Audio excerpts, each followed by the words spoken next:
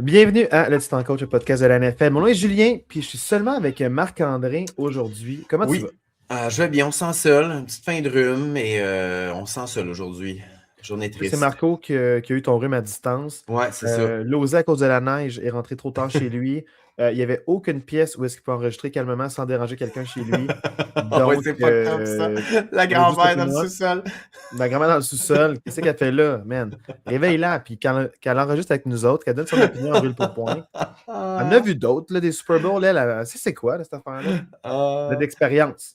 Donc, merci à Dualité là, pour la musique d'intro. Puis, on a quand même un petit épisode, mais avec quand même des thématiques importantes. Peu Mhm. de matchs la semaine dernière, peu de matchs à venir, mais quand même beaucoup d'actions, beaucoup de mouvements, avec déjà des entraîneurs-chefs qui ont trouvé des nouvelles places, comme John Harbaugh qui s'en va aux Giants de New York. C'est pas officiellement confirmé, par exemple. Non, Il n'y a mais pas eu de communiqué. Tous les insiders disent que c'est fait, mais il n'y a pas eu de communiqué officiel. je pense que c'est ça. Il reste du fine-tuning de contrat peut-être, Ouais, c'est mais ça. ça s'enligne très fortement à moins d'une En fait, surprise. probablement, là, ben, tu sais, on peut rentrer dans le sujet de John Harbaugh tout de suite, tant qu'à être là, mais tu sais, probablement, ce qui fait que c'est long, c'est peut-être tous les détails, parce que je ne sais pas si tu as entendu les mêmes choses que moi, mais dans les derniers jours, on entendait beaucoup que John Harbaugh voulait avoir son mot à dire sur le personnel, voulait peut-être même choisir son GM. Fait que c'est peut-être des petits trucs comme ça, de Exact, qui ouais. choisit, des petits détails comme ça qui restent à peaufiner avant de l'officialiser, mais c'est Ouais, c'est pas mal fait déjà là. annoncé qu'il va prendre avec lui en fait le coordinateur offensif des Ravens des 3 dernières années. Il garde le gars qui voulait se faire congédier par le Il propriétaire des l'amène avec lui, ouais, Ravens. c'est ça. Il l'amène avec lui, c'est OK. confirmé. Donc, c'est ça, il reste des petits trucs de même. Mais c'est comme 99% sûr, là, à moins qu'il y ait de quoi de majeur. Si on est rendu là dans les nouvelles, c'est que c'est une chose faite. C'est Clairement, confirmé. clairement. Moi, j'ai quand même hâte de voir qu'est-ce qui va être mis en place par John Harbaugh avec les Giants. Je ne sais pas, parce qu'on se parle tellement de football au téléphone, je ne sais pas si je l'avais dit dans le podcast la semaine passée ou juste au téléphone. Moi, j'ai quand même des doutes sur Jackson Dart. Je ne suis pas certain que c'est Jackson Dart qui est nécessairement le C'est aussi gars. fun, mais Marc, juste pour t'interrompre un peu pour Oui, clarifier la situation, oui, c'est qu'au téléphone ce matin, on s'était parlé du fait que moi, je comprenais oui. dans le fond, l'endroit qu'il a choisi. Mhm. Et toi aussi, tu comprenais, mais pas pour les mêmes raisons. Toi, tu Exact, m'as oui. dit, il n'est pas fou, il a choisi une division faible qui est prenable. Ouais. Aussi, il voulait bien paraître à court terme. Parce que quand tu es 18 ans avec une même équipe, puis tu as déjà gagné un Super Bowl, en fait 2 Super Bowls avec cette équipe-là, ben c'est sûr que Tu ne un veux pas peu passer trois tes quatre preuves ans à sont rebuild, faites, là. puis Ouais, tu ne ouais. veux pas non plus arriver à une place, puis que ça se passe mal, puis que les gens doutent que tu as Absolument. encore ce potentiel-là. Fait que toi, c'était ton premier abord. Moi, je te dis au contraire, la vision n'est pas si faible que ça. Tu as les Eagles qui ont une bonne défensive, ils ont quand même été au Super Bowl l'année passée, qui l'ont gagné. Oui, ils sont éliminés, mais c'est pas nécessairement prenable. Tu as aussi les Cowboys qui peuvent paraître bien, qui ont quand même eu des élans d'attaque incroyables. Fait 100% raison. ils Oui. peuvent te mettre 40 points dessus. Fait que facile, j'ai de la misère. Puis aussi, dans ta division, la NFC North, il y a eu un flip complètement. Les premiers, quatrième, deuxième, troisième, puis à l'inverse aussi, les quatrièmes On en premiers. Donc, avait parlé, oui. d'un an à l'autre, ça peut changer beaucoup. Fait Mm. que moi, j'ai dit ça, puis tu as dit, ah, tu as raison, c'est vrai que faible un an, ça ne veut pas dire que tu es faible l'an prochain. Absolument. Mais ce qui est important, c'est les jeunes recrues. Puis, dans le fond, le draft capital, mais c'est surtout la défensive qui est bonne. Les Giants, malgré une mauvaise attaque, malgré le problème de mettre des points, ont quand même une bonne défensive.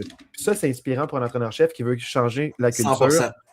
Puis que tu as quand même Malik Neighbors comme wide receiver numéro 1 qui est incroyable comme recrue. Il était blessé, on ne l'a pas pu le voir cette année, mais il y a quand même un running back aussi qui a quand même bien paru. Jackson Dark, qui sa première année, c'est une recrue. Tu arrives avec quelqu'un qui peut quand même bien le former dans un système, peut-être bien le faire paraître et ou le faire progresser. Puis au pire, tu offres pas un deuxième contrat, mais tu peux quand même progresser avec un corps recru qui ne te coûte pas cher et de quand même miser sur les pièces autour de lui. Fait Ça, c'est clair. Ça, c'est clair. J'ai hâte de voir ce qu'ils vont faire. Ils ont quand même le 5e pick au prochain repêchage. J'ai hâte de voir où ils vont s'en aller où. Est-ce qu'ils vont vouloir renforcer la ligne offensive, des trucs comme ça. J'ai hâte de voir ce qu'ils vont faire, mais c'est sûr que soudainement, juste avec John Harbaugh, puis tout ce qui amène comme aura, puis tout ce qui amène comme culture d'équipe, c'est sûr que ça change le portrait de cette division-là du jour au lendemain. Ça, c'est clair, clair, clair. mais pas juste ça, c'est que dans le fond, moi je te disais que les Giants, ça reste une équipe historique avec un GM qui est Oui. patient, puis qui a quand même vécu beaucoup de hauts et des bas. Quand on parle de Eli Manning, l'entraîneur-chef qui a eu pendant longtemps avant qu'il prenne sa retraite, j'oublie son nom, là, mais Le vieux avec monsieur, oui. le vieux monsieur, ben, ils ont eu des mauvaises saisons très basses, mais ils ont quand même été avec lui. Il y a eu le vote de confiance, puis ils ont dit ben, on n'aura pas la porte ouverte souvent, mais quand elle va être ouverte, on va essayer d'en profiter. Ils n'ont pas fait des éliminatoires, mais les 2 fois qu'ils ont fait avec du momentum, ils sont arrivés en. Parce que les autres fois, c'était one and done. Ils perdaient le premier match, mais les 2 matchs, ils ont gagné tous les matchs. Puis ils ont battu les Pats, ouais, c'est ça. Les Pats en finale sont spectaculaires, le helmet catch, OBJ. entre autres. Mais tu sais, c'est pas OBJ qui a fait ce catch-là. C'est qui? C'était pas OBJ? C'était pas OBJ. J'oublie son nom, mais c'est pas du tout. Qui? OBJ, il était perdant avec New York. Là. Il s'est pas rendu loin en playoff. Non! C'est qui a fait ce catch-là? Là, j'ai un blanc parce que j'ai un blanc, mais c'est pas du tout OBJ. Attends, je fais une recherche. Mais mon point, c'est il sait que même s'il y a des mauvaises saisons, s'il y a un bon plan de match, puis lui, c'est un bon communicateur, les Giants ont eu 2 entraîneurs-chefs et même par le passé, et même des GM que ça ne marchait pas du tout. Donc, avec lui, puis avec une bonne communication, c'est un gars qui a quand même les idées claires et un bon communicateur avec le propriétaire, je pense que c'est un beau match. Je suis d'accord. Oui, 100%. Oui. Puis je pense qu'il s'enligne avec une équipe qui veut gagner, qui veut réussir, puis ils vont donner les moyens, puis aussi le temps pour y arriver. Puis je pense que c'est prometteur pour les Giants. C'est vraiment encourageant cette embauche-là pour les Giants. Selon ChatGPT, c'est David Tyree qui a fait cet attrapé-là. Oui. Merci. Voilà. Tyree. Oui. Pas du tout, OBJ. OBJ, man, c'est depuis l'image du bateau avec ses chums sur le yacht, il était genre 0 victoire, 0 appearance en éliminatoire. T'as raison. J'étais dans les brumes de mon rhume. T'as raison. Non, pour vrai, c'est n'importe quoi. Mais dans le fond, voilà, oui. Puis, mais c'est ça, donc vas-y avec John Harbaugh. Mais c'est ça, moi je trouve que j'ai hâte de voir jusqu'à quel point Jackson Dart, tu sais, parce que c'est sûr que Jackson Dart a joué, a pas joué, a été blessé. Je pense qu'il y a eu genre 2 commotions dans l'année. Tu as Cam Scalabou qui avait été prometteur, qui s'est blessé. Tu as une défensive t'as une ligne défensive qui est vraiment très, très solide à Giants. Ouais. Fait que, tu sais, tu t'en vas pas là avec aucun morceau. Tu as quand même certaines pièces du puzzle qui sont là. J'ai hâte de voir justement avec l'arrivée de gars d'expérience comme John Harbaugh, son coordonnateur offensif, un 5e show repêchage, ça peut quand même mettre vraiment les Giants en bonne position dès l'année 1 quand même. Là. Mais c'est ça, c'est que, mettons, si tu regardes Jackson Dart, il a été viral, des fois pas pour les bonnes raisons. Avant son entrée, dans le fond, John Gruden fait souvent ça avec les QB. C'est de QB School, il jase football, il parle un peu de leur parcours. Puis il était viral quand il dit montre-moi ton hard count. Il a dit qu'il n'y a pas de problème. Il fait juste taper, il fait juste clap. Puis comme, les rit, mais comme non, montre-moi ton hard count. Il fait juste clapper. Ouais. Tout son college, il a juste clappé, il n'y a jamais de hard count pour essayer de faire. Ça s'apprend. Ça s'apprend, je sais, mais c'est le genre de truc que, tu sais, lui, il riait, puis il dit juste, tu vois, c'est des dummy claps. Fait qu'il va faire juste une clap ou des fois 2 claps. Ouais, c'est ça. T'es comme, t'as pas d'un hard count pour essayer de faire, de faire un false start à la défensive, tu sais. Non, il fait juste 1 ou 2 tapes, des demi-tapes, puis il tape. Fait que le gars, il tape des mains, puis c'est ça qui fait tout. Il tape des mains, il tape fort des mains, il est habitué. Si tu aimes le soleil, tape des mains. Toi, false start. Ah, false start, yeah! 5 verges, encroachment, 5 verges. Tu m'as eu. Mais tu sais, au final, Jackson Dart, ça reste que c'est une recrue. Tu as 4 ans avant de vouloir le signer ou non. Pas 5 ans parce que c'est pas un choix de premier tour. Fait que tu as 4 ans avant de décider, voir si c'est long terme ou non avec toi. Tu as raison. Fait que tu peux être patient, puis lui va pouvoir l'évaluer. Ouais. Et rendu là, c'est comme tu as dit, c'est vraiment intéressant. Ils vont drafter qui 5e tour? Ils peuvent drafter, mettons exemple, quelqu'un comme un TJ Watt qui a été drafté 5e. Est-ce qu'ils vont y aller en défensive? Est-ce qu'ils vont aller à l'offense? Ils vont prendre quoi comme arme ou comme outil, comme personnel? Ouais. Vraiment, ça reste à voir. Autre chose aussi importante, Mike Tomlin a tiré sa révérence. Ouais. Et il a step down comme coach des Steelers de Pittsburgh. Et je suis un peu mélangé à travers tout ça, mais en fait, moi, je respecte énormément le move. Il s'est confirmé qu'il ne reviendra pas l'an prochain comme entraîneur-chef, à moins qu'il se fasse vraiment tenter par une situation incroyable. Il veut prendre un an de pause, aller dans les médias, puis il ne se sentait pas apprécié de la part des partisans qui, depuis 2 ans, c'était viral cette année, mais aussi l'an d'avant, où est-ce qu'il y avait des chants « Fire Tomlin ». Et quand tu as quand même eu le succès, le pedigree, oui, dernièrement, tu n'as pas eu des bonnes saisons, des bonnes fiches en éliminatoire, mais tu as tenu le cap, tu es là depuis longtemps, tu es un gagnant du Super Bowl, une fois comme assistant coach, puis une autre fois comme entraîneur-chef. Tu as même été aussi, en fait, lui, 3 Super Bowls, parce qu'il était aussi dans le staff avec Tampa Bay en 2002 ou 2003, quand ils ont gagné le Super Bowl. Avec John Gruden, je ne pas John Gruden, avec. J'oublie son nom, je pense que c'est John Gruden, entraîneur-chef. Il était dans le stade de Tampa Bay en début 2000 quand ils ont gagné. Il y en a gagné 2 avec les Steelers, un comme entraîneur-chef, puis un autre comme coordinateur. Fait, au final, les partisans ne te veulent plus. Toi, tu es comme, OK, si ça va bien, tout est beau, mais la seconde qui se passe une mauvaise séquence, on me fait fire Tomlin. Puis avec raison, il ne se sentait plus. Puis lui, je pense que pour lui, c'était mieux de juste partir. Pour les Steelers, je ne sais pas si c'est mieux pour les Steelers, mais pour l'homme, je respecte le move de step down. Puis on verra ce que l'avenir nous réserve pour l'équipe. Oui, moi j'ai plusieurs trucs là, par rapport à ça. Premièrement, je veux juste dire que tu dis est-ce qu'il va être entraîneur l'année prochaine? Il n'est pas libre de faire ce qu'il veut, Mike Tomlin, parce que vu qu'il a step down, il est encore sous contrat l'année prochaine avec les Steelers. Ce que ça veut dire, c'est que mettons que je ne sais pas, une équipe aimerait ça avoir Tomlin, puis que Tomlin veut y aller, il faut que l'équipe compense les Steelers. Fait qu'un peu comme Sean Payton, quand il est allé avec les Broncos, il a fait que les Broncos donnent des choix au repêchage aux Saints pour avoir Sean Payton. Fait que pour l'année prochaine, il y a cet enjeu-là. C'est un petit enjeu, mais ça reste quand même que c'est pas... c'est un enjeu. Peut-être que ça explique la décision de ne pas revenir, mais je pense qu'il voulait, il était aussi, un peu burn-out. Absolument. Il veut se ressaisir, se recentrer. Fait que même s'il n'y avait pas cet enjeu-là contractuel, je pense qu'il aurait pris un an de pause quand même. 100% d'accord avec toi. C'est là que j'allais, je voulais amener cette précision-là, mais de dire aussi que, c'est quoi son record? C'est 19 saisons? 19 saisons de suite? 19 saisons sans avoir une fiche perdante. Comme, qu'est-ce que tu as de plus à prouver? Le monde réclame ta démission. Pour vrai, sans être méchant envers le GM, là, ça fait plusieurs années que cette équipe-là, c'est un roster très moyen. Pour pas dire autre chose. C'est patché, on va chercher des gars un peu partout. On prend pas nécessairement des bonnes décisions au draft, des trucs comme ça. Fait que c'est un roster qui est patché. Puis malgré ça, tu as un coach qui arrive année après année dans une division qui est relevée. Tu as les Ravens, tu as les Bengals dans cette division-là. Les Bengals, ils n'ont pas une bonne saison, mais ça reste que dans les 5, 6, 7 dernières années, les Bengals étaient très solides. Nous, des bonnes fiches avec Andy Dalton aussi. Oui, exact. C'était serré par certaines années. Oui, fait il y avait Ocho Cinco, Chad Johnson, en fait. Oui, exact. Fait que d'avoir une fiche gagnante pendant toutes ces années-là, qu'est-ce que tu as de plus à prouver? Le chiffre 20 parce que c'est beau 20, mais d'un autre côté, tu n'as rien à prouver. Fait que va-t'en, puis fais autre chose, puis tu verras dans un an qu'est-ce qui te tente. Ce que tu dis, le GM, c'est pas le nouveau GM. Omar Khan, dans les 2 dernières années, il a pris le relève. Il a fait des bonnes acquisitions pour essayer de maintenir la séquence victorieuse ou essayer de faire de quoi en éliminatoire. Mais quand tu y penses, là, depuis 19 ans, les Steelers ont changé d'identité plein de fois. Ils ont mal drafté beaucoup de wide receivers aussi. T'sais, ils ont eu des bonnes défensives, mais il ne faut pas oublier que dans les années 2010, c'était le Killer Bee avec Le'Veon Bell, avec Antonio Brown, puis avec Ben Roethlisberger. Puis le problème, ils avaient mis all-in attaque. Nous, notre identité, c'était jeu au sol, défensive. On va aller all-in attaque. Puis on perdait des matchs 39-38. C'était comme les Lions de Détroit. Aucune défensive, que de l'attaque. Ça ne performait pas en éliminatoire. Il faut retâter la défensive. On a retâté la défensive. On draftait juste en défense tout le temps. Là, c'est l'attaque qui était amochée. Ils ont été trop all-in. Au lieu de diversifier ton produit puis d'être quand même...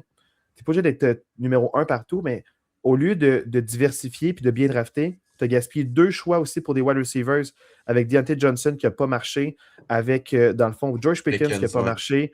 Puis tu en as d'autres aussi draftés un peu plus loin qui n'ont pas marché. Fait que dans le fond, tu as whiff beaucoup de wide receivers qui étaient considérés des têtes brûlées. Tu as pris une chance, ça n'a pas fonctionné. Fait qu'au final, ça a été vraiment la job de GM qui a été bâclée là-dedans. Puis Mike Tomlin, malgré toutes les identités de joueurs, il tirait le meilleur de lui.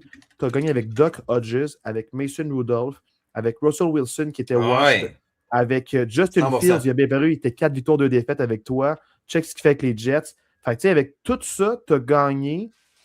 Puis là, tu dis dans les 6 dernières années, mais c'est quoi le roster qu'il y a eu dans les 6 dernières années?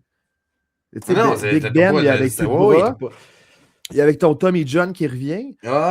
C'est clair. C'est vieux qui patchent. Aaron Rodgers, il a quand même bien fait, mais il n'y avait pas d'armes à l'attaque non plus. Tu n'avais que des petites recrues qui faisaient rien, ou des Kémy de Calf qui étaient une tête brûlée, qu'il a frappé un partisan, puis il a manqué 2 matchs super importants pour toi. Oui, absolument. Là, quand il revient en éliminatoire, il drop des passes. On parlait de AJ Brown, mais on va parler aussi de DK Ah ben Metcalf oui, qui drop des 100%, on va en passes. parler. D'ailleurs, c'est une belle passe à la POC pour passer au match de la semaine passée. C'est exactement ça qu'on va faire. Ouais. On va parler des matchs qui se sont passés la semaine dernière, mais Yes. pas de segment en rafale. Non. On a seulement 6 matchs, puis on va en parler un petit peu de chacun des matchs. Mais quand même, discussion importante, je trouve, parce que c'est quand même majeur. Oui, 100%. 18 et 19 saisons, ces deux entraîneurs-chefs-là ont marqué une génération. Ah ben oui. J'ai hâte de voir la suite avec ces deux-là. Ouais. Mais là, Marc-André, les Rams visitent les Panthers et dans un match extrêmement serré, les Rams emportent 34-31 d'arrache-pied dans la dernière minute. C'est quoi tes premières impressions? Je t'avoue que dans le podcast la semaine passée, j'avais dit que je pensais que les Rams allaient battre le spread. Le spread était à 10,5. J'avais dit que les Rams allaient battre le spread.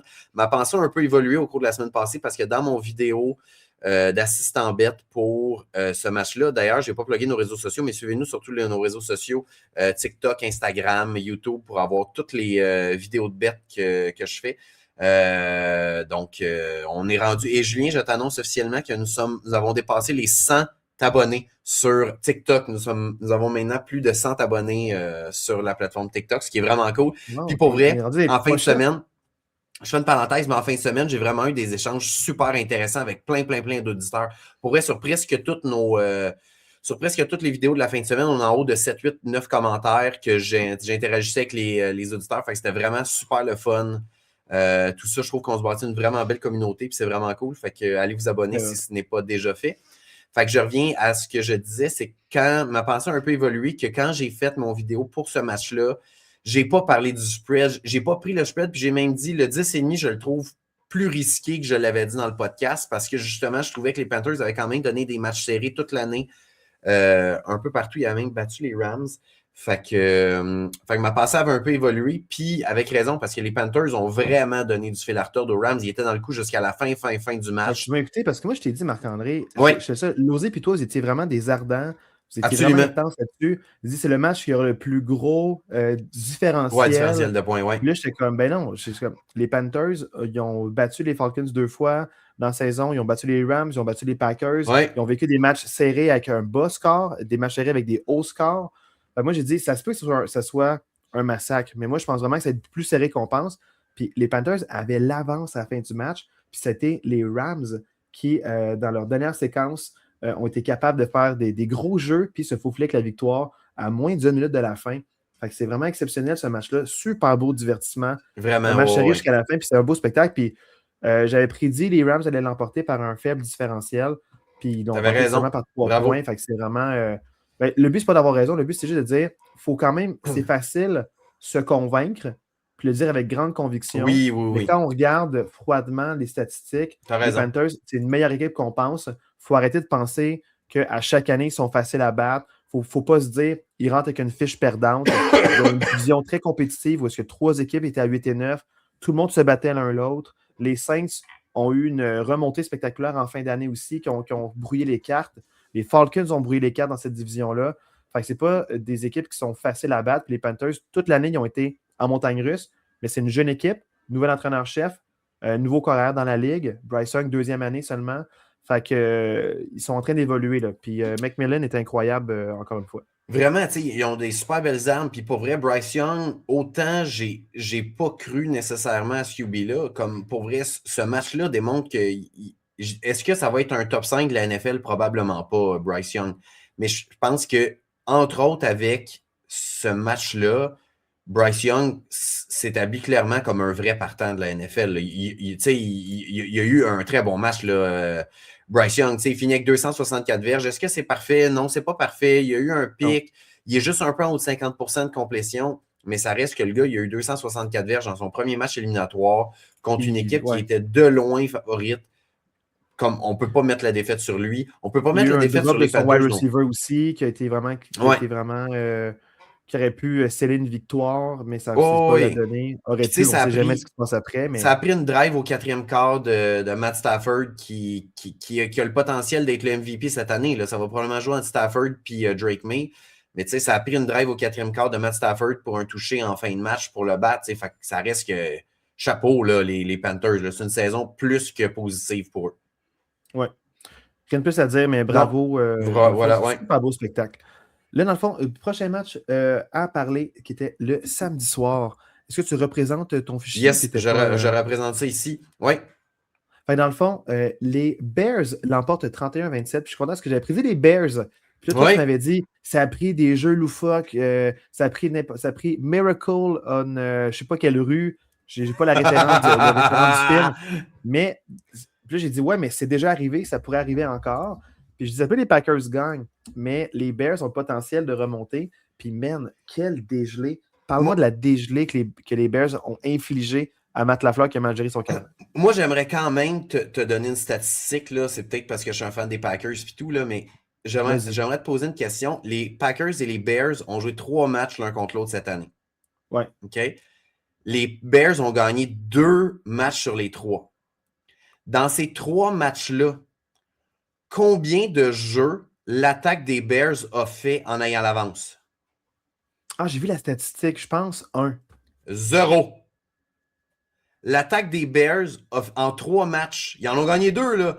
En 3 matchs, ils ont eu 0 fois un jeu offensif en ayant l'avance. C'est fou, cette statistique-là. Wow. T'sais, pour vrai, ça reste que... Je comprends là, qu'il y a beaucoup de fans des Packers qui sont en train de dire quelle gestion de marque de Matt Lafleur, c'est inacceptable. Tu menais 21-3 à mi-temps, tu repartais avec le ballon en deuxième demi. Il y a plein de choses négatives qu'on peut dire, puis je suis 100% d'accord. Ça reste que les Bears, cette année, c'est une des meilleures équipes de la NFL. Tu as Ben Johnson qui arrivait, qui a un hype immense autour de cette équipe-là. Comme tu ne peux pas jouer vraiment mieux que dire on leur a donné aucun jeu offensif avec l'avance en 3 matchs. Tu peux pas dire. Mais Marc-André, j'aimerais dire une chose par contre, Oui. parce que c'est toi qui, dans la conversation de groupe durant le match, qui m'a fait réfléchir. Les Packers ont eu un gros différentiel au début parce que Ben Johnson a pris trop de risques trop tôt. Mais s'il avait été plus conservateur, peut-être qu'on ne parle pas de dégelé. Absolument. Que les Bears prennent l'avance dans ce match-là. Puis à voir ce match-là, c'est vrai qu'il a creusé sa tombe. Puis s'il avait été juste plus conservateur au début, puis après ça, prise de risque, peut-être que les Bears ont l'avance plus tôt puis la maintiennent. Parce que dès le début, ils m'ont semblé la meilleure équipe, mais ils ont pris trop de risques en 4e essai, puis trop de turnover on downs, même à leur 32, genre. En fait, je vais vous le montrer, là, je vais vous partager l'écran pour vous montrer un peu les drives là, de ce match-là. La game s'est commencée sur 2 longues drives, au premier quart. Il y a eu juste 2 possessions au premier quart, mais moi, ce qui m'a dérangé, c'est vraiment la gestion du ballon au deuxième quart des Bears. Les Bears ont eu 3 possessions. Les 3 possessions se terminent sur un 4th down raté. Lui, ici, c'est une interception, mais c'est une interception en 4e voir que le essai. Gars des Packers a attrapé le ballon. Là. Ouais, ça, c'est un jambon. Là. Ça, pour vrai, là, c'est un 4e et 6 au 40. Puis au lieu de dropper le ballon, il fait une interception genre à la ligne de 10. Fait juste laisser le ballon à terre, puis tu reprends au 40 au lieu de reprendre à la ligne de 10. Mais ça reste quand même que 3 fois au deuxième quart, tu y vas en 4e essai, dont une fois, celle-là ici, la deuxième, que tu es à ta propre ligne de 32. Là. Ouais, tu es à ta propre ligne de 32, puis tu l'essayes en 4e essai. Tu sais, puis c'est pas un 4e et 1 là, que c'est rendu presque un gimme dans la NFL, un 4e et 1. Là. Non, c'est un 4e et 5. Là. C'est loin d'être fait. Fait que, tu sais, oui, les Packers ont pris les devants 21-3, puis on peut dire oui, mais ça reste que les Bears ont quand même, à chaque possession, ils ont eu des bonnes drives, à part justement... Tu regardes le nombre de verges, tu sais, pour un touchdown, le premier, 87 verges, driver le terrain. Mais le deuxième touchdown des Packers, 32 verges. C'est ça. Miss Field Goal, 27 verges. T'sais. Ils ont eu des super courts terrains, dans le fond, pour le field goal, puis pour le touchdown, pour être capable de marquer des points. Enfin, c'est inacceptable de faire ça de la part des Bears. Puis c'est comme si tu avais juste botté le ballon, tu as beaucoup moins déficit, tu reviens avec plus grande confiance en deuxième demi, mais chapeau d'avoir marqué 25 points au 4e quart. Les Packers, ils auraient dû écouler le temps parce que le nombre de catchs qui sont juste sortis ces lignes de côté puis qui ont arrêté le terrain, arrêté le cadran au lieu de rester sur le terrain puis continuer le cadran. Mauvaise gestion des joueurs. Puis je comprends ils ont joué comme si c'était inaccessible. Puis les Bears l'ont obtenu, leur victoire. Puis, tu sais, en deuxième demi, tu mènes 21-3. Moi, j'aime pas le fait que Josh Jacobs finisse juste avec 19 courses. C'est peut-être moi, mais pour vrai, tu as les devants. Je comprends que Jordan Love, c'est ton gars. Il a joué un excellent match. Jordan Love, il vient avec 323 verges, 4 TD. Comme on peut pas reprocher grand-chose. Mais Ouais. pour moi, en deuxième demi, quand tu as les devants 21-3, que la marque de commerce des Bears, toute l'année, ça a été de faire des remontées puis de gagner au quatrième quart. Cours le ballon, man. Donne ça à Josh Jacobs, puis let's go, brûle du temps. Puis, ou tu sais, des petits jeux safe, là, des petits slants à l'intérieur pour garder le clock running. Enfin, je suis un peu déçu de ça, mais ça reste que big picture, super quand même contre les Bears qui ont eu une excellente saison. Puis avant qu'on passe au match suivant, j'aimerais ça aussi parler de Matt Lafleur. Parce que Vas-y. Matt Lafleur, il lui reste une année de contrat, mais le président a déjà dit qu'il ne voulait pas que le GM et le coach reviennent s'il leur reste juste une année de contrat. Fait qu'il veut régler ça maintenant, de savoir est-ce qu'ils vont... Dans le fond, le président va décider s'il congédie le GM et le coach ou s'il leur donne une prolongation de contrat parce que les deux, il leur reste un an. OK. Puis pour vrai, je le sais qu'il y a beaucoup de hate sur Matt Lafleur, un peu comme il y a avec Mike Tomlin, parce qu'il trouve que Matt Lafleur a pris des mauvaises décisions, a pris des mauvais choix, mauvaise gestion de match, puis tout. Mais si on se recule un peu, là, mettons que les Packers congédient Matt Lafleur. Quel genre de head coach tu vas vouloir pour ton équipe? Mike Tomlin. Non, parce que tu vas Ça, c'est vouloir... une blague, c'est une blague. Non, c'est non, une mais blague. pour vrai, tu te mets à la place des Packers, là. Le genre de coach que tu vas vouloir, c'est un coach avec une mentalité offensive qui va pouvoir être là pour supporter Jordan Love et cette attaque-là. Est-ce que vraiment, dans les noms qu'on entend là, circuler là, comme pour devenir head coach, là, il y a le coordonnateur à l'attaque de Jacksonville, il y a Robert Saleh, il y a une couple de noms qui circulent. Est-ce que vraiment, dans tous ces gars-là, y a-tu vraiment une tête qui est plus offensive que Matt Lafleur?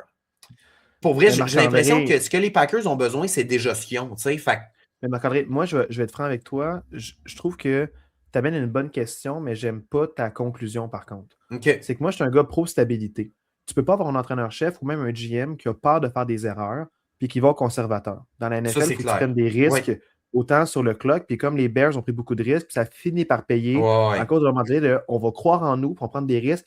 Puis même si ça ne marche pas en première demi, on va continuer notre identité, puis on va Absolument. jusqu'au bout. Dan Campbell, ça a beaucoup de succès et d'insuccès aussi avec Détroit. Mais si tu as peur de prendre des risques, comme par exemple Mark Andrews pour les Ravens qui drop le 2 points, ils ont quand même collé le 2 points pour la victoire Oh, au lieu de settle ouais. pour aller en prolongation.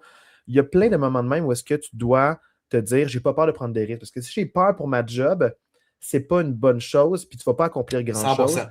puis tu vas te contenter. Fait que moi, je suis pro-stabilité, puis aussi je suis pro de. C'est vrai que tu le prolonges parce que si tu donnes le contrat, ça devient une distraction. On va te sécuriser pour le long terme, ne stresse pas avec ça.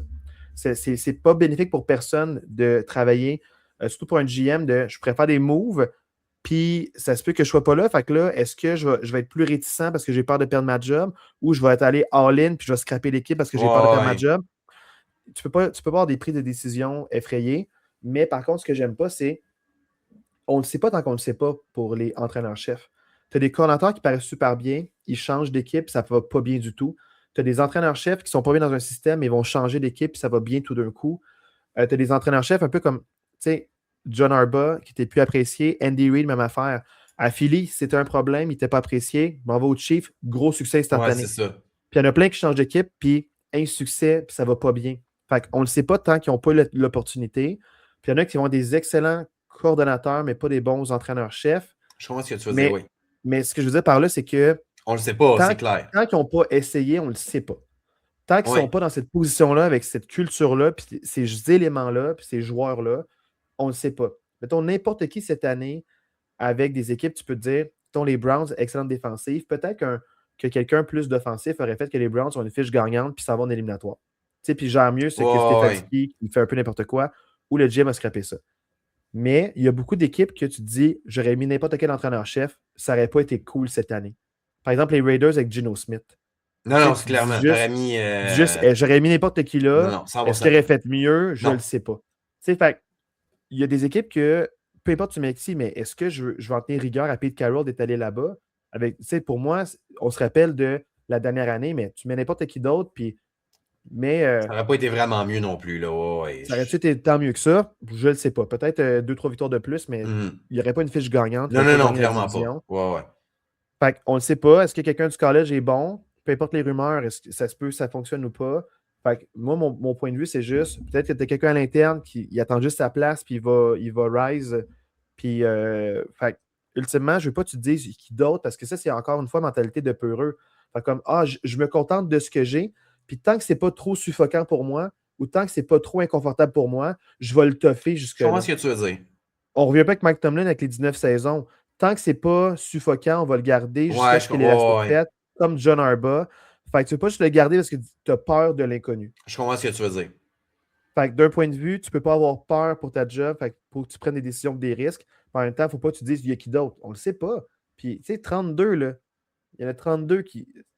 Il y a beaucoup de monde là, dans sa planète Terre. C'est clair, mais. Il y a clairement une personne ou deux, mais il faut avoir une bonne sélection. Oui. Puis les Packers, encore une fois, organisation stable, ils vont faire des bonnes sélections. Oh oui, tu sais, j'ai pas de doute. Tu sais, puis les rumeurs qu'on s'en m'entende, c'est que les deux bords veulent en venir à un accord. Fait que, tu sais, mettons que les chances sont bonnes qu'ils reviennent, mais ça reste qu'il y a quand même une certaine grogne au niveau des partisans sur la gestion de certains matchs. Mais, ils veulent du changement. Ben oui, tout le les gens temps. aux élections, autant au Canada, au Québec, aux Tout le États-Unis. temps. Je ne veux pas être politisé avec le podcast, mais il y a tout le temps, on n'aime pas ce qu'on a, puis on veut du changement pour du changement. Absolument. Mais le changement n'est pas toujours mieux. Des fois, c'est bénéfique, des fois, c'est pour une partie de la population ou non, mais dans la NFL, des fois, ça ne va pas, on veut du changement.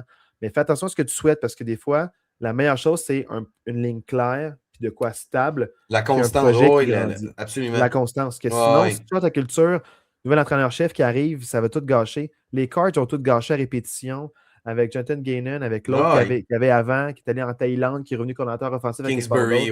Kingsbury. Hey, ils ont scrappé 7 ans avec Kingsbury, puis avec. En tout cas, j'oublie tout le temps l'autre. Les Bears, même affaire. Ils ont scrappé nombre d'années avec des. Ah, ben oui. Qu'on ne se rappellera même pas de leur nom, mais je me rappelle de leur face. Là. Ouais, peu inspirant quand ils parlent. Fait que lui, il est inspirant, il ne me dérange pas, il essaye des choses, puis ça ne marchera pas, mais des fois, ça va marcher. Les Packers, je suis en confiance avec lui à la base. Je suis d'accord. Prochaine équipe, Marc. Yes, sir. Prochain match. Donne-moi 2 secondes, je te ramène ça ici. Donc, prochain match qui est le match Bills contre Jaguars. Ça, c'était un match tendu. Les Jaguars avaient l'avance, mais les Bills, sur un touche-push qui voulaient bannir, font 20 verges. Bravo aux Jaguars qui ont fait ça comme un jeu de routine, qui sont fait piétiner par une ligne d'attaque, qui ont levé Josh Allen pour l'amener jusqu'à la victoire. Les Bills l'emportent 27-24 dans un excellent spectacle de dimanche matin. Marc-André, tes impressions sur ce match-là, c'est quoi? En fait, pour vrai, super beau match. 2 équipes. En fait, les Jaguars, qui étaient probablement l'équipe la plus haute de la NFL depuis les 12 dernières semaines de la saison.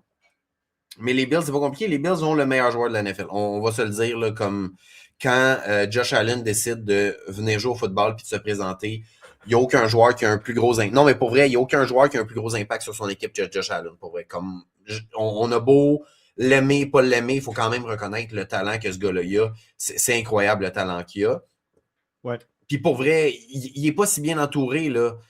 Tu sais, pour vrai, c'est drôle parce que je me souviens plus, j'ai vu un meme aussi qui disait... L'osé disait le contraire parce que la fois qu'il a été benché, ils ont eu un gros différentiel.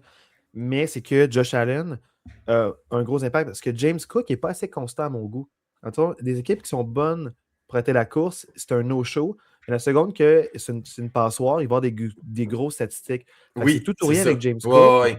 Mais la défensive a quand même, encore une fois, pas mis beaucoup de pression sur le corps. Ils ont peu de sacs durant la saison. C'est pas une équipe qui sac, mais c'est une équipe qui crée des fumbles, c'est une équipe qui crée des interceptions. Oui, crée des revirements. Ça a été assez. Donc, je pense que la seule interception a eu un gros impact, dans le fond, sur le match. Puis, ça fait que, encore une fois, la défensive de Buffalo est restée dans le match. Ils ont été capables de soutenir des séquences. Puis, ils ont quand même bien paru dans ce match-là. Donc, c'est inspirant pour la semaine prochaine. Absolument. Puis, tu sais, j'ai vu un meme justement parlant du match de la semaine prochaine. J'ai dit, tu sais, les Bills s'en vont jouer à Denver. Puis, tu sais, la force de Denver, c'est qu'ils ont un des meilleurs cornerbacks de la ligue qui est capable de lockdown n'importe quel receveur. Puis, c'est fou parce que les Bills ont trouvé la meilleure façon de contrer ça. Ils n'en ont pas de bons receveurs. Ben, l'affaire que j'aime. C'est un meme, mais dans le sens que. Tu vas-tu lockdown Brandon Cooks, mais il y a 3 catchs incroyables. Un qui a été roulé non-catch, mais il y a eu 3 catchs incroyables durant le match. Fait que bonne acquisition. Ça marche. Oui, vraiment, lui, oui. C'est un vétéran. Mais tu sais, dans le fond, Keon Coleman, c'est un no-show cette année. Ouais. Une recrue qui paraît pas bien. Tu sais, qui a été T'as Khalil Shakir. souvent. C'est vraiment Shakir qui est là. Shakir, par contre, fait que, tu le mets sur Shakir, puis dans le fond, si tu le bloques, ben dans le fond, il faut que tu bloques la course aussi. Mais Denver est capable. Fait que c'est un match qui va prendre du temps. Oui, vraiment. Denver fait peur pour Buffalo. 100%. Parce qu'ils ont une meilleure défensive, une meilleure attaque, meilleur jeu au sol. Sauf qu'on pourrait dire que James Cook, avec Josh Allen, a un meilleur jeu au sol, combo QB. Oui, exact. Juste pour pas trop m'avancer sur le match de la semaine prochaine, mais juste pour revenir sur le match des Jaguars, je veux pas trop prendre de temps parce que je vois le temps du podcast avancer, fait que je veux qu'on active un peu, mais j'aimerais quand même dire que oui, on peut dire tout ça, plein de choses, mais ça reste quand même que j'ai pas aimé la fin de match des Bills. Les Bills sont en possession du ballon. Je veux juste te donner les bons chiffres pour être certain. Ils ont le ballon, c'est 24-20 pour les Jaguars. Pour les Jaguars, il reste à peu près 1 minute et demie à jouer. T'es en dedans de la ligne de 5, là, puis avec le match que Josh Allen là a, tu le sais très bien que tu vas aller faire un toucher. Moi, j'ai pas aimé qu'on précipite puis qu'on force justement pour aller faire le toucher puis qu'on redonne le ballon avec Jacksonville avec 1 minute à jouer. Surtout que Jacksonville les a laissés marquer, ils sont tous reculés. Exactement, parce que justement, ils se sont dit, ils vont rentrer de toute façon, ou c'est bien nous donner 1 minute pour qu'on puisse donner 1 minute à notre attaque. Moi, j'ai pas aimé cette gestion de cadran-là. Limite, tu aurais pu faire un jeu au sol où tu pitches, limite un kneel down, genre juste pour écouler du temps. Tu prends un time-out. Je sais pas, j'aurais aimé qu'on gère un peu mieux cette fin de match-là pour essayer de... Tu as l'air fou si tu rentres pas. Ça, je comprends.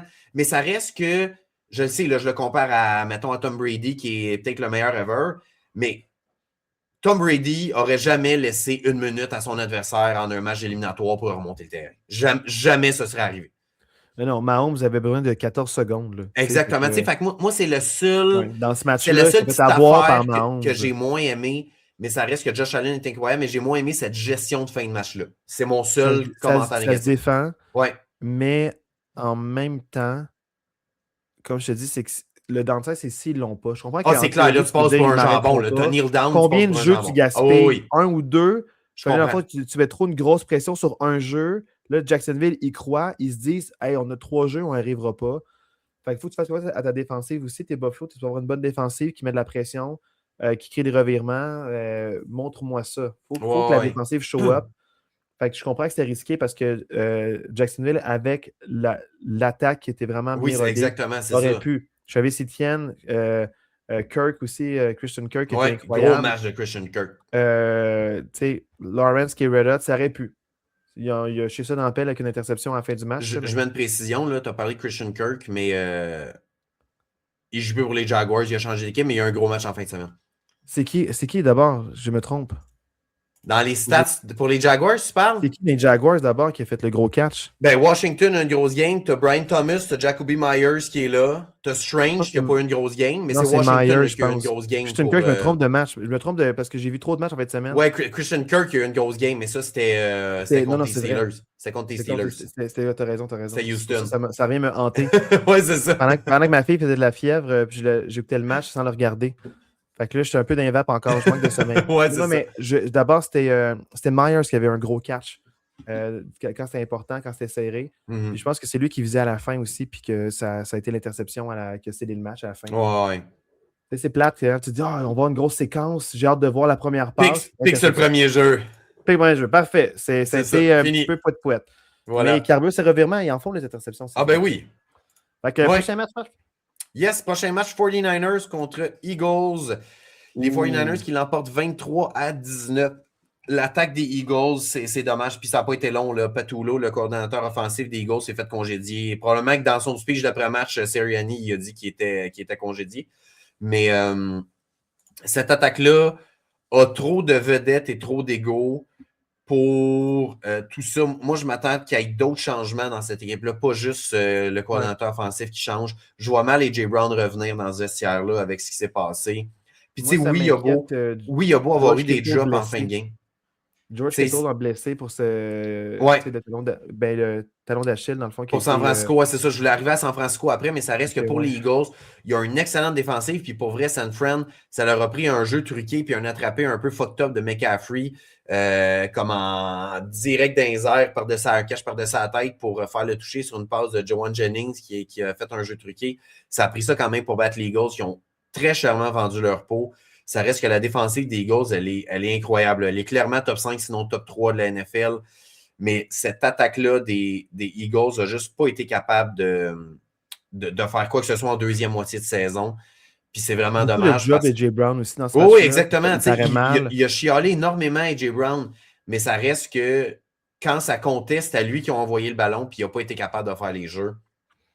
Ouais, puis Puis il quand aurait même pu très changer l'issue de ce inspirant. match-là. Puis, tu sais, l'an d'avant, ils ont été transportés par le jeu au sol. Là, j'ai pas vu ce jeu au sol-là Ben, du moi, je tout. trouvais que dans ce match, cette saison, je n'ai pas trouvé Saquon Barkley dominant, mais dans ce Ouais. match-là, moi, j'ai revu un peu le Saquon Barkley de Il a l'année été bon, passée.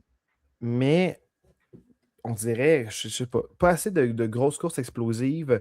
Tu sais, que ton signature de lui, et pas juste le scramble où est-ce qu'il saute à reculons là, par-dessus quelqu'un, là, mais Non, tu sais, non, ouais, mettons exemple, tu sais, des jeux marquants de comme oh shit, il vient faire une course de 60 verges, il vient de brûler 4 personnes par la course, il vient de faire un stiff arm. ouais, ouais. Tu sais, il était pas juste genre je fais des bons jeux, je gagne mes premiers essais, mais c'était dominant, c'était Vraiment, ouais, inarrêtable. ouais, On savait qu'elle allait courir puis elle allait pas être arrêtée. Puis là, il était arrêté quand même. Puis il y a eu des jeux négatifs aussi quelques fois. Fait ouais, que c'est ouais, pas. ouais. C'était pas aussi inarrêtable. Fait que le jeu au sol, T'as je ne sais pas raison. pourquoi il n'était pas en branle. Je ne sais pas ce qui s'est passé avec cette équipe-là, mais c'est dommage pour les Eagles. Mais en même temps, San Francisco qui, d'arrache-pied à la toute fin du match, fait la surprise au quatrième quart et l'emporte. Bravo à eux. Vraiment. Bravo à eux. Ils perdent Kittle. Ouais. Pour vrai, en défensive, il faut mentionner la job que Robert Saleh fait là, Ouais. parce que pour vrai, en défensive, ils ont tellement de blessés. Il y a un corner qui était starter dans ce match-là, qui en début de saison, il n'était même pas sur le practice squad, tellement il était loin dans le roster. Puis là, c'est lui qui start en playoff tellement qu'ils ont de Ouais. blessés.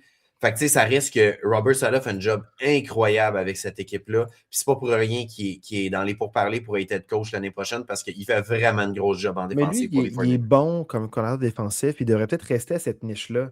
Parce que peut-être Absolument. les Jets, ça s'est mal passé. Fait que s'il va à une place et ça se passe pas bien, il va être barré pour un rôle d'entraîneur-chef. Mais d'un Tu autre sais, ça va côté, ça a bien. mal été avec les Jets. Mais le temps que Robert Saleh était là, les Jets avaient une défensive top 5 de la NFL. Ouais, vraiment. T'as raison. T'as raison. Est-ce que c'est si mauvais que ça? Il a fait la job pour laquelle il a été payé et sa défensive Ouais. était top 5. À un moment Tu donné, marques un point. Tu marques un point. Ouais. Prochain match, je ne l'ai pas vu. Fait que tu peux en parler tout seul. Moi, j'ai dormi ce dimanche soir-là. ce dimanche soir-là. Puis Je t'avoue j'ai que aucun regret. Parce que je t'avais dit que ça allait être à part Texans-Steelers, c'était un plus gros différentiel. Mais moi, j'ai dit dans tous les matchs, je pense que c'est lui qui va avoir le plus gros différentiel. Je ne voyais pas les Chargers dans le coup contre les Patriots, puis c'était un 16-3. ouais, je t'avoue que Aucune idée pourquoi, comment. c'est le match que j'ai le moins vu, moi aussi. Fait que je ne veux pas m'attarder trop non plus parce que justement, moi aussi, il était tard, j'étais malade ce dimanche soir-là. Fait que j'ai comme moins écouté.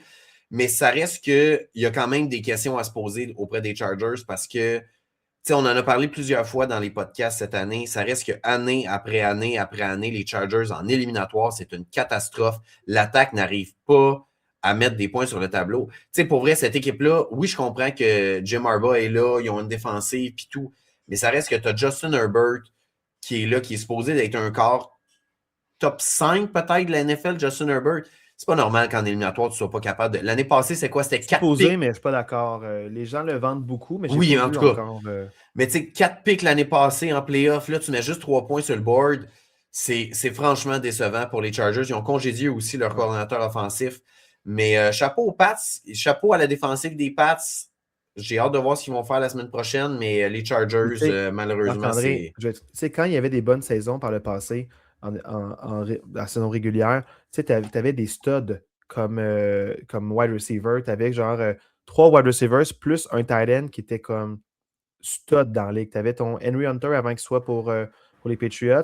Tu avais Mike Williams qui était un marchand de Oui, vitesse c'est numéro vrai. 1 qui avait des gros catchs. Tu avais Keenan Allen encore en cours jeu qui brûle tout le monde. Tu en avais un troisième que j'oublie son nom.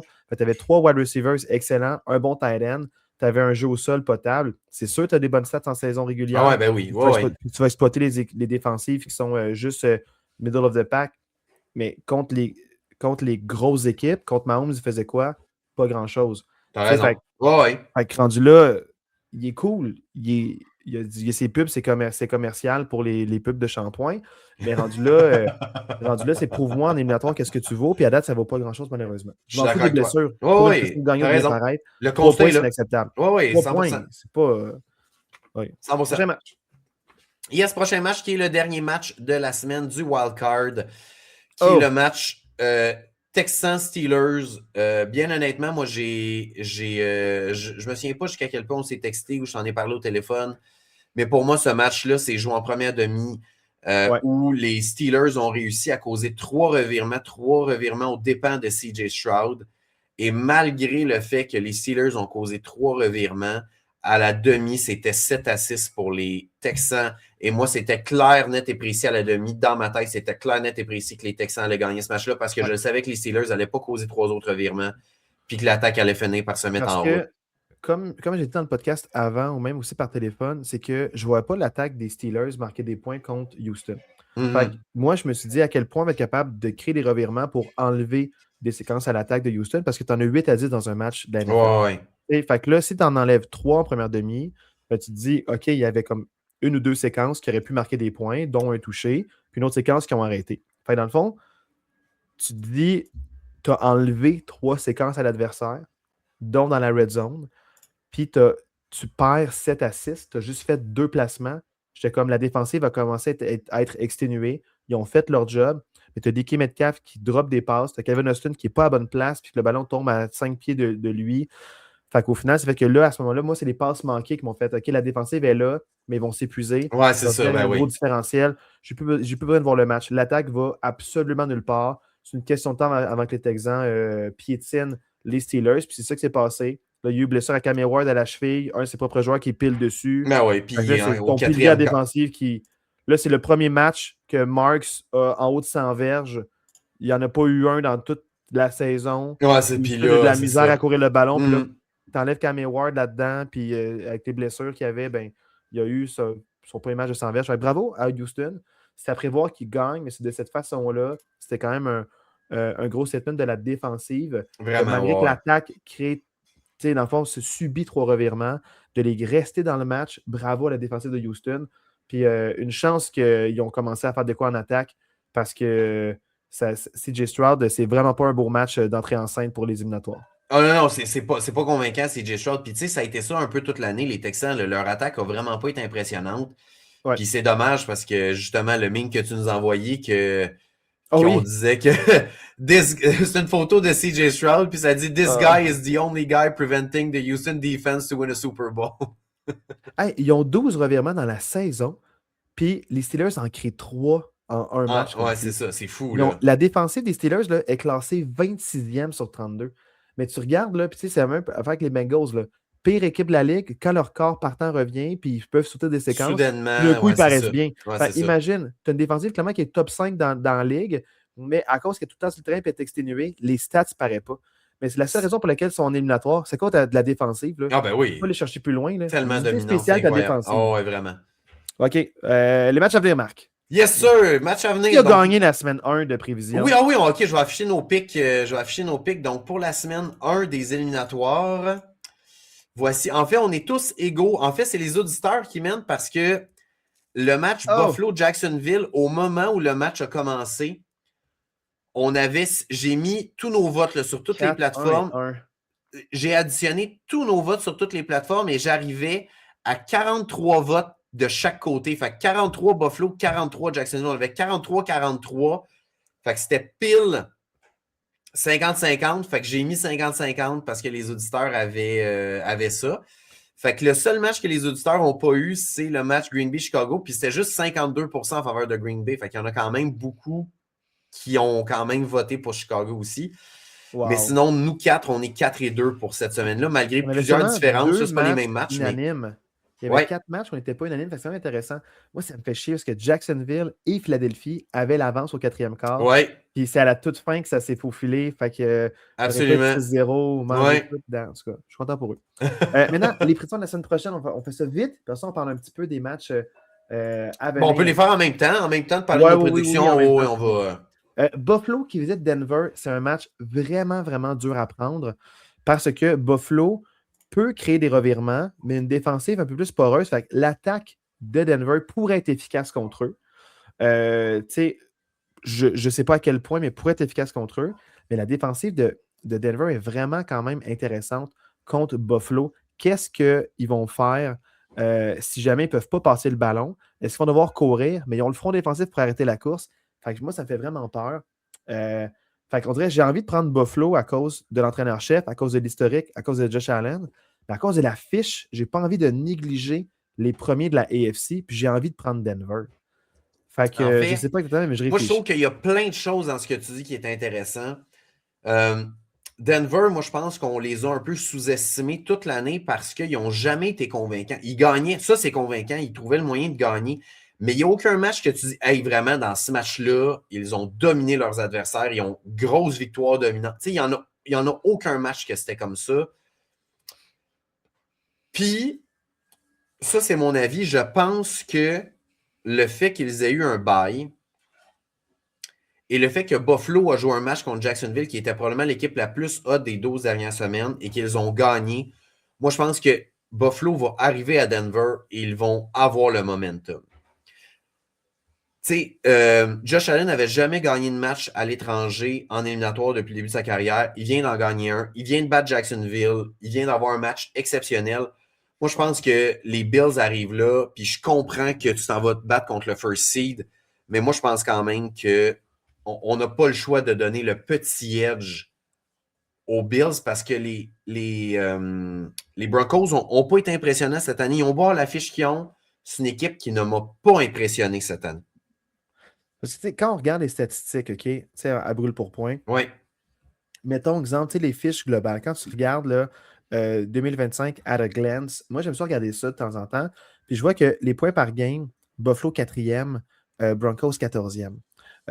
Les verges par game, Bills 4e, Broncos 10e. Fait que t'en as un qui est comme tout le temps 4e, Ouais. puis même premier pour le temps de possession pour C'est Buffalo. incroyable, ça. Fait que c'est une équipe qui court le ballon avec Josh Allen, avec aussi avec James Cook.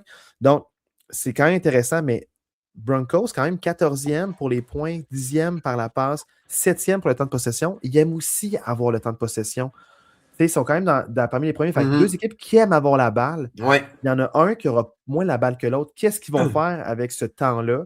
Puis je pense que c'est plus à l'avantage de Buffalo parce qu'ils sont capables de ramener, ils peuvent avoir des jeux explosifs, ils peuvent faire le terrain en 4 jeux comme en 18 jeux. Ce que je pense pas que Denver est capable. C'est un bon point Non, que tu amènes aussi. pas avec Bonix. Fait que c'est ça. Ouais. C'est pour ça que j'ai envie de dire Buffalo, mais j'ai pas envie de négliger les Denver.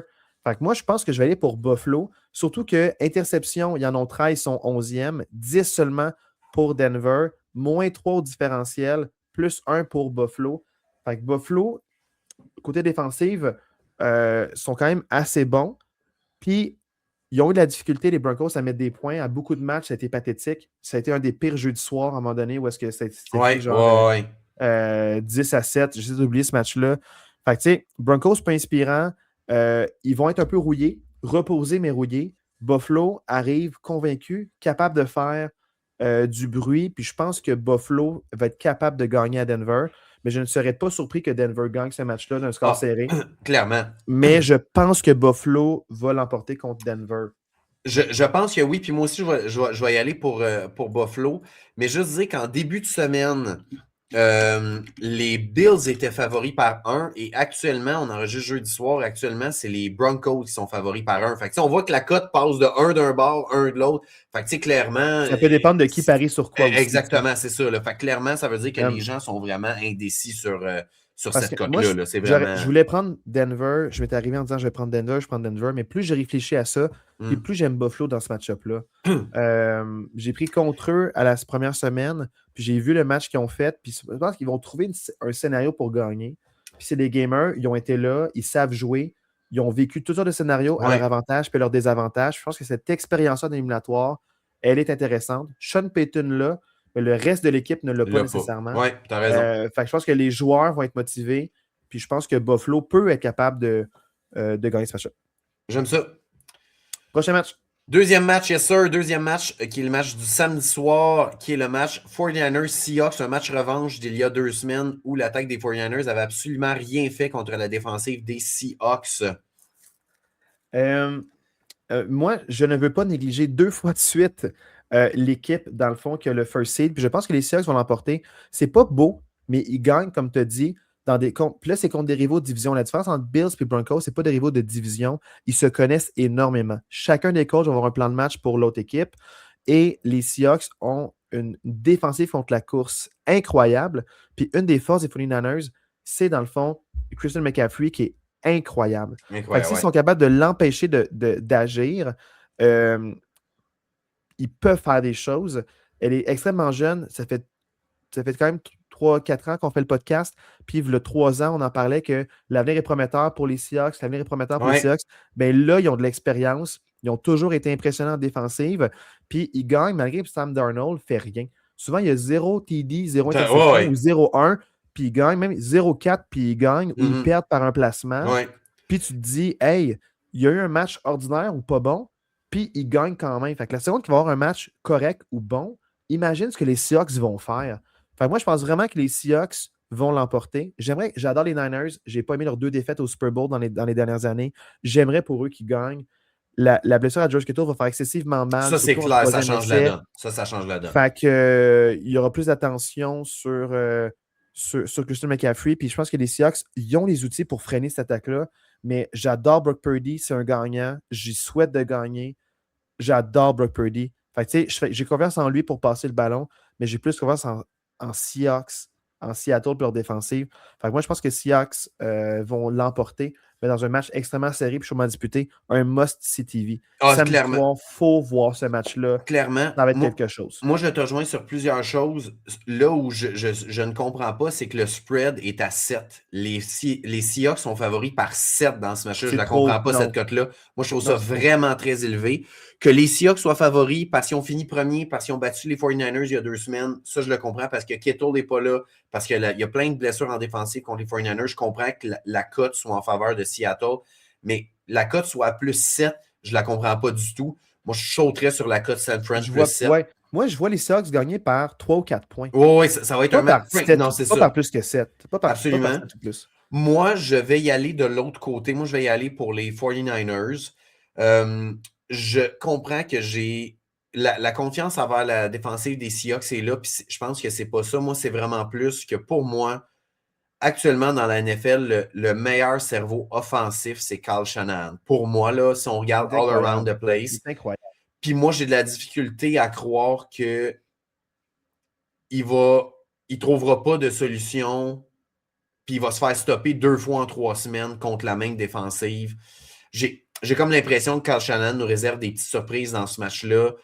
Des jeux truqués comme contre les Eagles. Que ce soit des jeux truqués, ils vont impliquer Kyle Juszczyk qui est le fullback. Tu sais, pour vrai, la match la semaine passée, il a impliqué Kyle Juszczyk. Je l'avais pris dans mes bets d'ailleurs, ça, c'était mon petit bet sur le site, mais finalement, Kyle Juszczyk a été full impliqué. Très dominant, ce gars-là. Tu sais, il est super polyvalent. Moi, je pense qu'il va arriver à trouver des solutions, surtout qu'il y a le film d'il y a 2 semaines. Puis il y a 2 semaines, Seattle a dû sortir ses vrais bons jeux parce qu'il voulait aller chercher le first seed. Fait que c'est pas comme si Seattle s'était dit on va se garder une petite gêne parce qu'on n'en a pas tant besoin. Fait que moi, je pense que Kyle Shanahan va vraiment le full livre de jeu de la défensive de Seattle. Puis moi, je pense qu'il va être capable d'apporter des ajustements pour que son attaque soit capable de mettre des points sur le tableau. Je viens de réaliser quelque chose, Marc-André. Oui. Les carrés d'as, c'est mes 2 top 4 de la AFC et de la NFC de mon dernier Power Rankings. T'es sérieux? Ah ouais? Ouais. J'avais dit, je vais oser. J'ai mis les 3 de la NFC puis j'avais mis les Bears 4e. Voilà, that's it. J'avais mis dans l'ordre, j'avais mis Seahawks, Rams, Niners, Bears. Puis ils sont là. Puis ils sont Let's go! Là, j'avais mis genre Texans, Patriots, Broncos, puis j'avais mis Bills 4e. Ouais. J'avais mis Broncos 1er, Patriots 2e, Texans 3e. Puis je suis comme, on dirait, je regarde ça, je suis comme, hey, c'était mon dernier Power Rankings. Let's go! Là. Mais c'est ça. Puis je pense que les Seahawks aussi vont bénéficier de la semaine de plus puis du footage contre les Niners. Puis ils ont vu quel genre de jeu truqué ils peuvent faire. Puis ils vont dire, hey, là, les Eagles ont dormi avec ça. Nous, on ne dort pas avec ça. Ouais, ça puis là, je pense que les Seahawks, ils ont aussi le cerveau défensif pour contrer les Niners. Fait que ça va être un match vraiment intelligent. Pas un haut score, mais il faut regarder ce match-là. Ça va être Ah, vraiment du je suis d'accord, je suis d'accord avec toi. D'ailleurs, on n'a pas dit les picks, là, mais Marco nous a pas envoyé ses picks, fait qu'ils vont se rajouter d'ici les matchs. Mais Lozé avait pris Denver, puis Lozé prend San Fran comme moi. À date, c'est fou parce qu'on n'est pas unanime, 2-1, mais pas les deux mêmes Ouais, qui c'est prennent tout vrai. seul. Donc, Ouais, Losé est tout seul pour l'instant pour Denver, puis moi, je suis tout seul pour Seattle. Seattle, ouais. Mais là où on va peut-être aussi se rejoindre, Oh oui! dans le fond, Texans, Patriots, moi, je vais prendre pour Houston. J'adore les Patriots, j'adore l'attaque, mais dans le fond, c'est que les Texans, leur défensive est extrêmement peur. Ils vont être dominants contre les Patriots. Euh, j'ai envie de prendre les Patriots. Je voulais prendre les Patriots, mais plus je regarde ce match-là, puis plus j'ai envie de prendre les Texans. Je pense pas qu'ils vont avoir 3 revirements, 2 fumbles, une Je pense interception. pas. Je pense que le stress d'aller en éliminatoire y est passé. Puis je suis convaincu que CJ Stroud va avoir un meilleur début de match. Puis vraiment, là où c'est que je me dis, c'est que les Texans ont une meilleure attaque par la passe, une meilleure défensive, mais les Patriots ont le meilleur jeu au sol des deux équipes de loin. Ça pourrait être un truc qui soutient des séquences, enlève du temps de possession aux Texans. Mais les Texans, la défensive est vraiment, vraiment incroyable. Moi, j'ai envie de prendre pour les Texans dans ce match-là, mais je serais vraiment, vraiment, vraiment pas surpris que les Patriots, qui ont une attaque les plus prolifiques, deuxième dans la ligue, mais ils ont un calendrier facile. Fait que ces statistiques-là, je mets un petit bémol. Fait que j'ai envie de dire que Houston va aller créer la surprise puis l'emporter dans ce match-là contre les Patriots qui ont une excellente saison. Je suis d'accord. Tu sais, l'enjeu, c'est que les Texans, leur défensive est incroyable. Tu sais, ils ont fini quatrième cette année pour les verges accordées au sol dans la NFL. Je comprends que Drake May a des chances d'être le MVP. Moi, je pense que ça va vraiment jouer. Est-ce que l'attaque des Texans va être capable de mettre des points sur le tableau? Moi, je pense que c'est là que ça se joue parce que moi, je pense pas que les Pats vont être capables de mettre 20 points sur le tableau dans ce match-là contre la défensive de Houston. Fait que si l'attaque des Texans est capable de mettre 20 points, les Texans vont l'emporter. Oui. Mais Quand on regarde les c'est vraiment statistiques là que de, ça va se jouer. Là. C'est... quand on regarde les statistiques de saison, pour les sacs, juste 35 pour les Patriots, sont 22e dans la ligue. Interception, juste 10, sont 18e dans la ligue. Différentiel pour les turnovers, sont plus 3, 10e dans la ligue. Tandis que les Texans sont plus 17, deuxième. Ils ont 19 interceptions, sont troisième dans la ligue. 47 sacs, sont septième dans la ligue. Ouais, c'est Puis pour ça. le temps de possession, sont cinquième dans la ligue. Fait, ils savent garder le ballon. Ils ont Nico Collins qui est incroyable. Marks qui peut-être éclos, va prendre en confiance suite à avoir piétiné, Ouais. eu plusieurs verges pour les Steelers. Fait, dans le fond, ils mettent quand même beaucoup de points par match, à mettre autour de 24. Moi, je vois Houston gagner. Ça va être serré. Ça va être un peu stressant, mais c'est juste une 100%. question de temps. Je pense pas que les Patriots vont pouvoir être tout feu tout flamme puis mettre, mettons, 3 touchés en fin de match pour aller concrétiser une victoire. Absolument. Puis pour vrai, moi, je respecte énormément le turnaround que Mike Vrabel a amené aux Patriots cette année. C'est incroyable en un an ce qu'il a été capable de faire avec cette organisation-là. Ouais.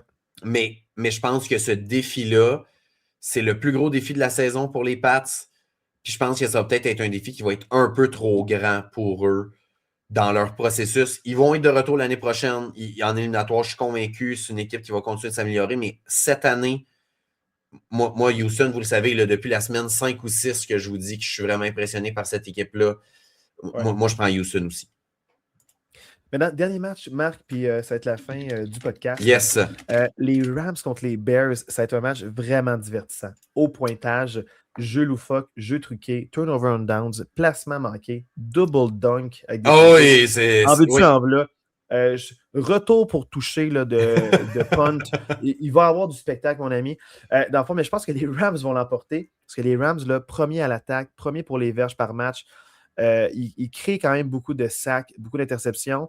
Mais la défensive des Bears, c'est la première équipe dans la ligue pour le nombre d'interceptions, 23 durant la saison. Fait, il pourrait intercepter Stafford. Il y a déjà eu un match avec 4 revirements, même 5. Oui, ça c'est sûr. Ça, c'est sûr. Ça va jouer à est-ce que Stafford crée des revirements ou subit des revirements plutôt Ou avec il est des mauvaises capable de passes. protéger le ballon.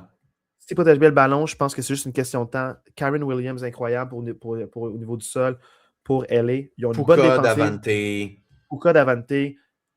Genre, c'est vraiment, tout est beau pour LA.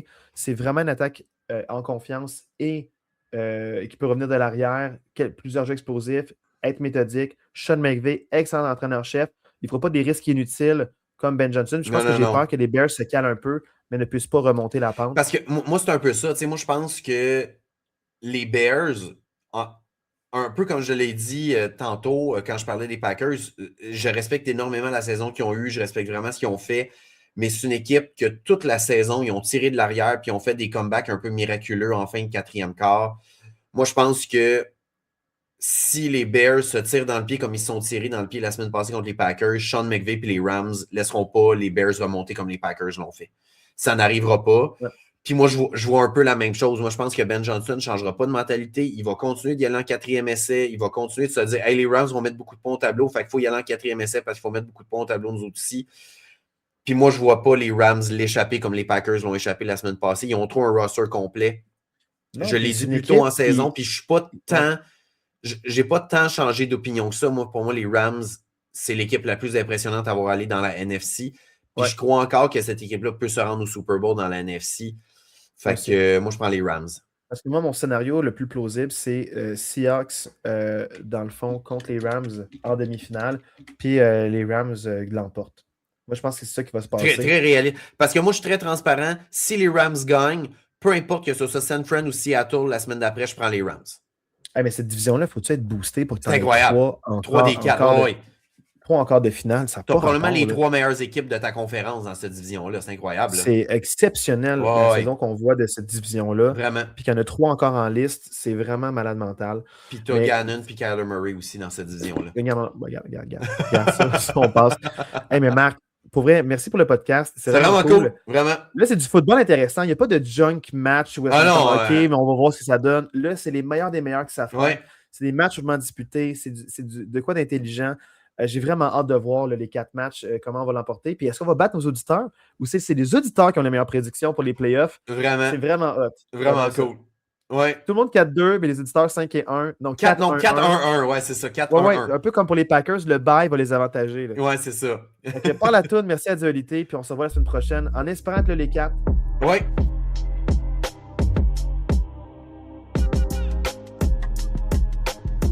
Mon son ne coupe pas quand on parle la toune. Mais on espère être les 4. Marco, prends soin de toi. Tu nous manques. Ça fait 2 semaines que tu n'es pas là. Losé, loue-toi un chalet. Enregistre. Pour enregistrer, ouais, c'est ça. Amenez ou va chez un ami, fais quelque chose. Reste dans ton char, passe ta webcam. Qu'est-ce que je peux te dire? Prends un fil, là, puis mets-le jusqu'à ton char. Puis il faut que tu sois là. Trouve une solution. Trouve un endroit tranquille. Merci à tout le monde. Ciao tout le monde. Bye. Bonne fin de semaine de football. Bye, ciao.